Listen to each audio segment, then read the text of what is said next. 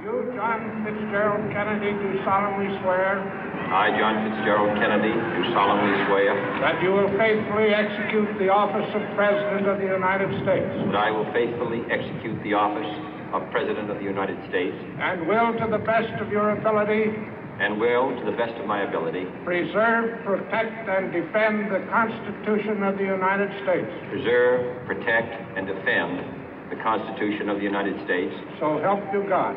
So help me God.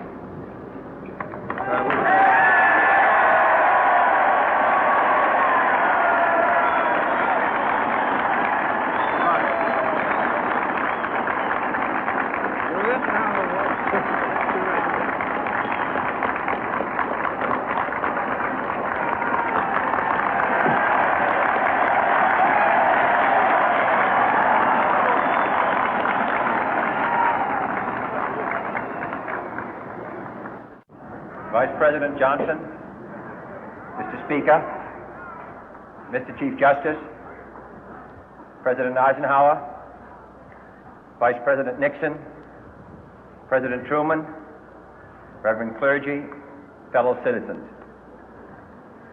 We observe today not a victory of party, but a celebration of freedom, symbolizing an end as well as a beginning, signifying renewal as well as change. For I have sworn before you and Almighty God the same solemn oath our forebears prescribed nearly a century and 3/4 ago.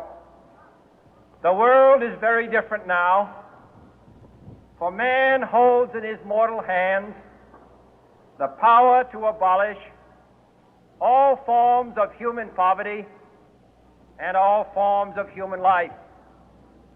And yet the same revolutionary beliefs for which our forebears fought are still at issue around the globe. The belief that the rights of man come not from the generosity of the state, but from the hand of God. We dare not forget today that we are the heirs of that first revolution.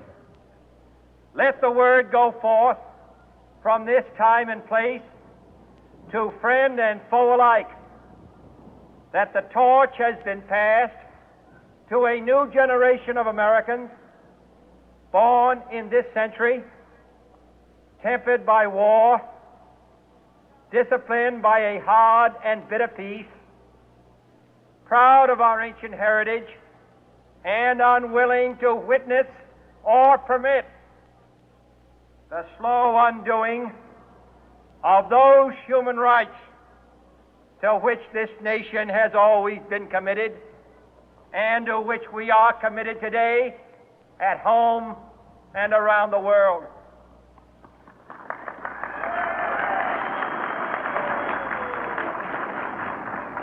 Let every nation know, whether it wishes us well or ill, that we shall pay any price, bear any burden, meet any hardship, support any friend, oppose any foe to assure the survival and the success of liberty.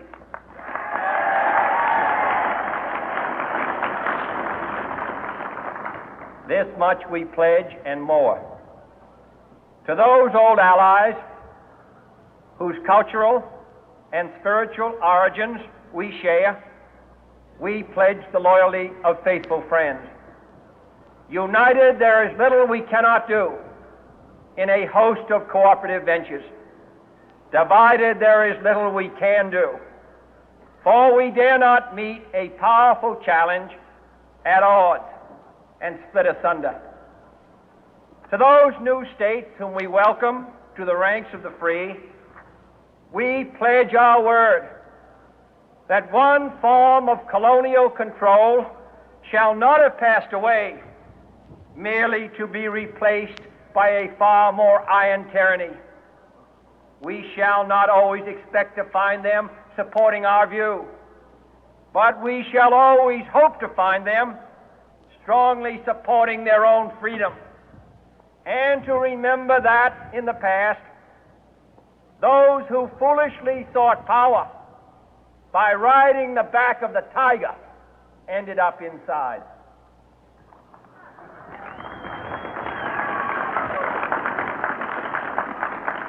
To those people in the huts and villages of half the globe struggling to break the bonds of mass misery, we pledge our best efforts to help them help themselves for whatever period is required, not because the communists may be doing it, not because we seek their votes, but because it is right. If a free society cannot help the many who are poor, it cannot save the few who are rich.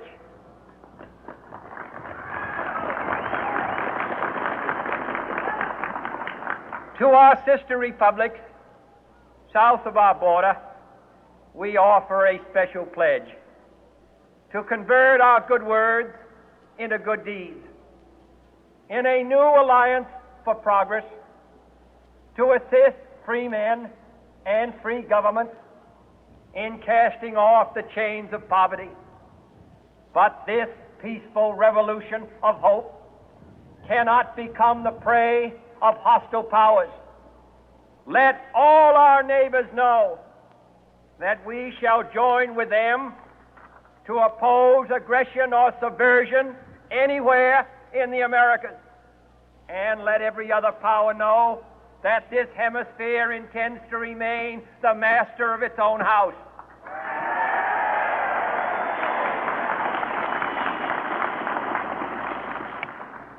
To that World Assembly of Sovereign States, the United Nations, our last best hope, in an age where the instruments of war have far outpaced the instruments of peace, we renew our pledge of support to prevent it from becoming merely a forum for invective, to strengthen its shield of the new and the weak, and to enlarge the area in which its writ may run. Finally, to those nations who would make themselves our adversary, we offer not a pledge, but a request that both sides begin anew the quest for peace.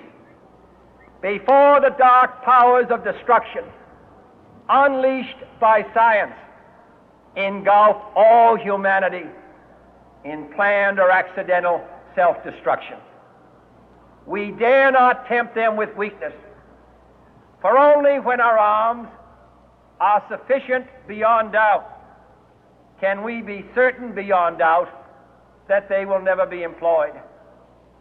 But neither can two great and powerful groups of nations take comfort from our present course, both sides overburdened by the cost of modern weapons, both rightly alarmed by the steady spread of the deadly atom, yet both racing to alter that uncertain balance of terror that stays the hand of mankind's final war.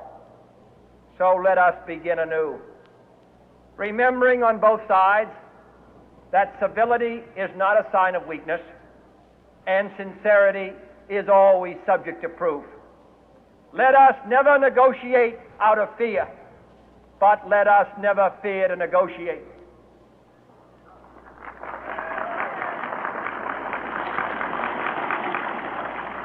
Let both sides explore what problems unite us, instead of belaboring those problems which divide us. Let both sides, for the first time, formulate serious and precise proposals for the inspection and control of arms, and bring the absolute power to destroy other nations under the absolute control of all nations.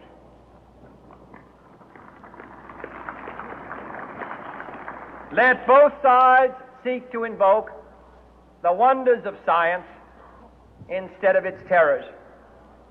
Together, let us explore the stars, conquer the deserts, eradicate disease, tap the ocean depth, and encourage the arts and commerce. Let both sides unite to heed in all corners of the earth the command of Isaiah to undo the heavy burden and let the oppressed go free.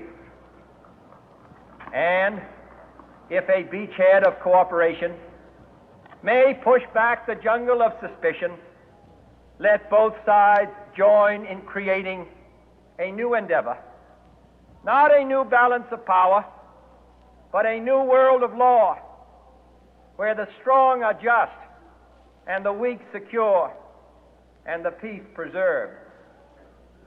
All this will not be finished in the first 100 days, nor will it be finished in the first 1,000 days, nor in the life of this administration, nor even perhaps in our lifetime on this planet. But let us begin.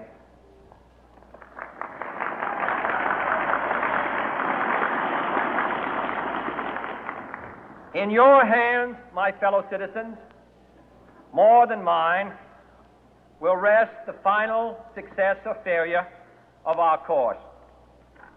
Since this country was founded, each generation of Americans has been summoned to give testimony to its national loyalty. The graves of young Americans who answered the call to service surround the globe. Now the trumpet summons us again, not as a call to bear arms, though arms we need, not as a call to battle, though in battle we are, but a call to bear the burden of a long twilight struggle, year in and year out, rejoicing in hope, patient in tribulation, a struggle against the common enemies of man, tyranny, poverty, disease, and war itself. Can we forge against these enemies a grand and global alliance,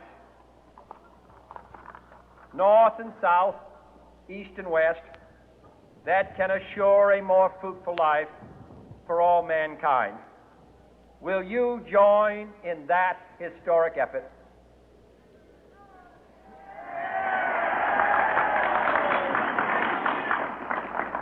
In the long history of the world, only a few generations have been granted the role of defending freedom in its hour of maximum danger.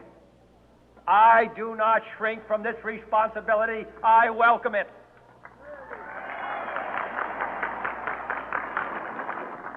I do not believe that any of us would exchange places with any other people or any other generation.